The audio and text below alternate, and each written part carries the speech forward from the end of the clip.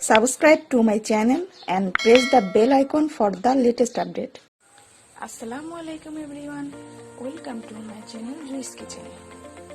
এখন শীতকাল আর শীত মানে পিঠাপুলি খাওয়ার ধুম। পিঠাপুলি ছাড়া শীতটা যেন পরিপূর্ণই হয় না। তাই আজ আপনাদের আজকে আমি তৈরি করে দেখাবো একটা পিঠার রেসিপি। হ্যাঁ, আজকে আমি দুধ পুলি করে দেখাবো। তাহলে চলুন দেখে আসি কিভাবে তৈরি করতে হয় এই দুধ পুলি।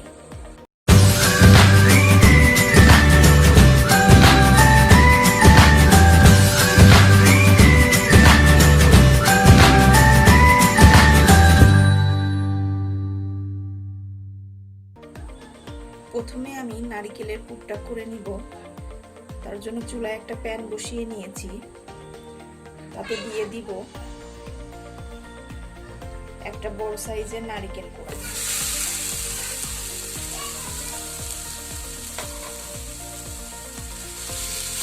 তাতে দিয়ে দিব দুটা এলাচ,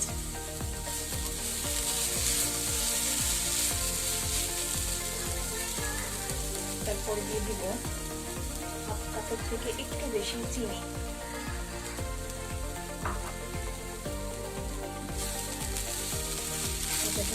ভালোভাবে নেড়ে মিশিয়ে নিতে হবে।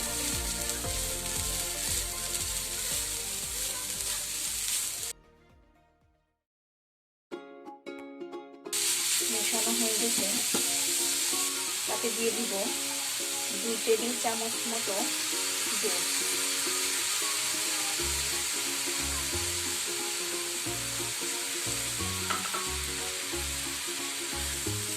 আবার ভালো করে মিশিয়ে নিতে হবে। এটাকে ভেজে হবে, না হলে নিচে কিন্তু পুড়ে যেতে পারে।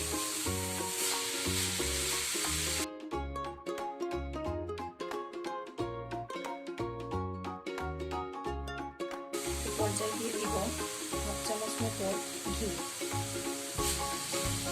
ভেজে নিতে হবে। ভাজা প্রায় শেষ। আমি এখানে চিনি দিয়ে করেছি, আপনারা চাইলে এটি গুড় দিয়েও করতে পারেন। এটা হয়ে গেছে, চুলাটা এখন অফ করে দেব। দুধটা জাল দিয়ে নিব। এখানে আমি 1 কেজি পরিমাণ দুধ নিয়েছি, আপনারা চাইলে বাড়িয়ে কিংবা কমিয়ে নিতে পারেন। এখানে আমি গরুর দুধ নিয়েছি। এটাকে ভালোভাবে জাল করে নিতে হবে। কমিয়ে প্রায় আধা কেজি মতো করে নিতে হবে। দুধে বলক চলে আসছে এবং অনেকটাই কমে গেছে দুধ। এই পর্যায়ে আমি দিয়ে দিব 1 কাপ পরিমাণ খেজুরের গুড়।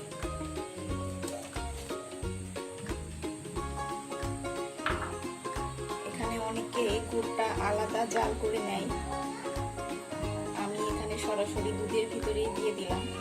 এখানে অবশ্যই আপনারা ভালো গুড়টা নেওয়ার চেষ্টা করবেন, তাহলে দেখবেন যে দুধটা নষ্ট হবে না। অনেক সময় গুড় দুধে দিলে দুধটা ফেটে নষ্ট হয়ে যায়, যার কারণে ভালো গুড়টা নেওয়ার চেষ্টা করবেন। দেখুন অনেকটাই দুধ ঘন হয়ে গেছে।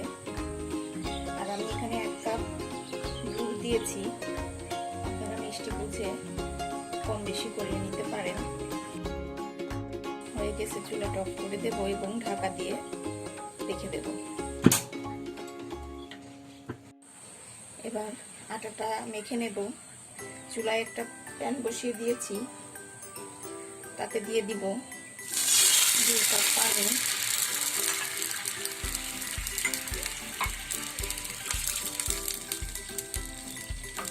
আর দিয়ে দিব হাফ চামচ পরিমাণ লবণ। পানিটা ফুটে ওঠা পর্যন্ত অপেক্ষা করব। এখানে পানিটা ফুটে গেছে।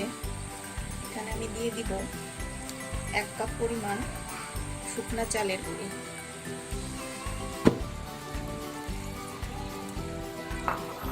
তার সাথে দিয়ে দিব হাফ কাপ ময়দা।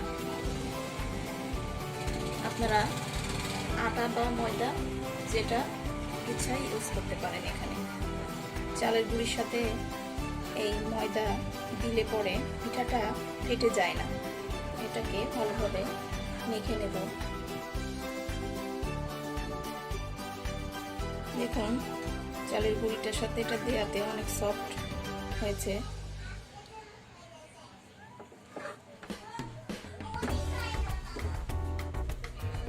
এটা রেডি। এটাকে ঠান্ডা করে নেব। এখানে আটাটা ঠান্ডা হয়ে গেছে। খুব বেশি ঠান্ডা করবেন না, হালকা গরম থাকতে থাকতে এটাকে মেখে নিতে হবে। এবার এটাকে সুন্দরভাবে মেখে নেব। এটা মাখা শেষ। দেখুন সফট একটা ডো তৈরি হয়েছে। এবার এটা দিয়ে আমি রুটি বেলে নেব। ওখান থেকে আমি একটু আলাদা করে ডো নিয়ে নিয়েছি। এটাকে একটা বড় সাইজের রুটি করে নেব। একটু চালের গুঁড়ি দিয়ে এটাকে একটা বড় সাইজের রুটি করে নেব।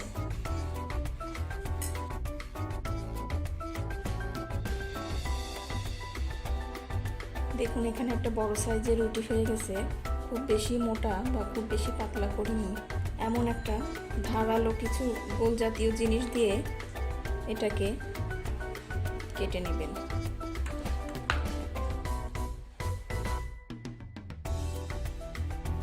এখানে আমি সবগুলো কেটে নিয়েছি।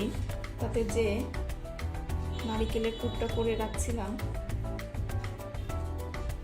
সেটা দিয়ে দিব।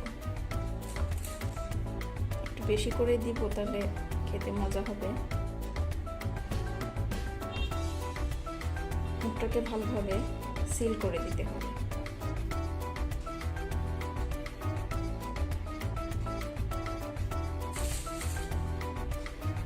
চেপে চেপে ভালো করে মুখটাকে এভাবে বন্ধ করে দিতে হবে। এটাকে চাইলে আপনারা নানাভাবে ডিজাইনও করতে পারেন। এক সাইড থেকে এভাবে ধরে এভাবে ঘুরিয়ে ঘুরিয়ে চাপ দিলে, বাড়তি অংশটাকে চাপ দিলে দেখবেন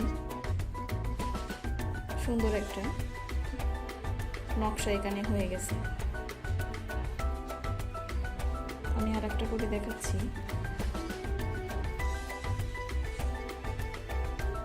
পুরটা দিলাম।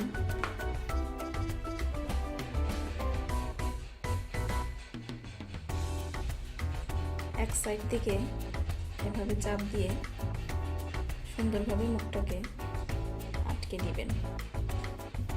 কোনোভাবে যেন কোনো রকম ফাঁকা না থাকে, তাহলে এটা ভাজার সময় ভিতর থেকে পুরগুলো সব বেরিয়ে আসবে।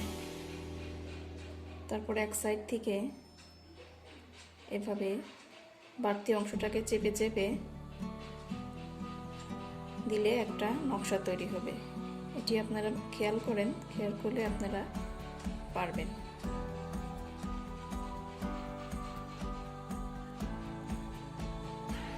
এভাবে বানিয়ে নিব সবগুলি। এখানে আমি সবগুলো পিঠা তৈরি করে নিয়েছি। এবার পিঠাগুলোকে ভেজে নেব। তার জন্য চুলায় দিয়ে দিয়েছি একটা প্যান।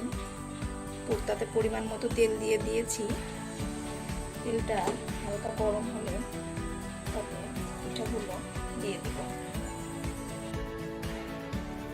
দুই সাইড উল্টে পাল্টে হালকা করে ভেজে নিতে হবে। খুব বেশি কালার করব না, যেহেতু এটা দুধে ভেজাবো, তার কারণে হালকা কালার করবো। এক সাইড ভাজা হয়ে গেছে। এবার খুব সাবধানে পিঠাগুলোকে উল্টে দেব। এই সাইডেও হালকা করে ভেজে নেব। পিঠাগুলো দুই সাইড ভাজা হয়ে গেছে। এবার এটাকে তুলে আমি যে দুধের শিরাটা করে রাখছিলাম তাতে দিয়ে দিব। আমার পিঠাগুলো ভাজা শেষ। এবার পিঠাগুলোকে আমি সরাসরি তেল থেকে তুলে শিরাতে দিয়ে দিব। দেখুন দেওয়ার সঙ্গে সঙ্গে অনেকটা ফুলে গেছে। এটাকে আমি ঢেকে 2 ঘন্টা রেখে দিব। আপনারা চাইলে সারা রাতও রেখে দিতে পারেন।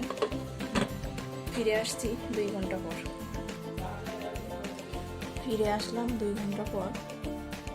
দেখুন পিঠাটা একদম পুরো ভেজে গেছে 2 ঘন্টার ভিতরে, সুন্দর একটা কালার আসছে। এখন আমি একটা তুলে দেখি।